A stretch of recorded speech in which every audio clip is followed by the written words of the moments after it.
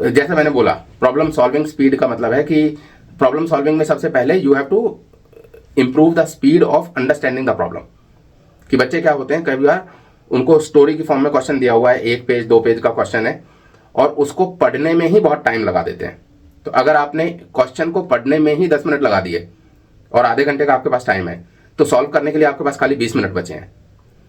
तो प्रॉब्लम को सॉल्व करने की speed is not necessarily equal to coding speed. ठीक है, तो कोडिंग स्पीड हो सकता है आपकी फास्ट हो सकता है कि आपकी प्रॉब्लम को समझने की स्पीड स्लो हो। तो पहले तो आपको प्रॉब्लम को समझने की स्पीड अपनी फास्ट करनी पड़ेगी। स्पीड फास्ट का मतलब ये नहीं है कि आप आधा अधूरा समझो प्रॉब्लम को। You have to make sure that you will understand the problem completely really fast. दूसरा, आप डिजाइनिंग में थोड़ा सा ज्यादा टाइम भी लगाएंगे तो कोडिंग में कम टाइम लगेगा। तो डिजाइनिंग में ऐसा नहीं है कि आपने प्रॉब्लम समझ ली और सीधा आप कोड करने के लिए बैठ गए, तो हो सकता है कि आपको उस कोड को रीराइट करना पड़े। तो make sure you are spending some time in thinking through designing, उससे कोडिंग इंप्रूव होती है।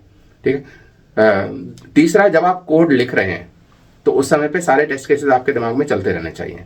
सारे टेस्ट केसेस अगर चलते रहेंगे तो आप यूनिट टेस्टिंग में अपना टाइम बचाएंगे।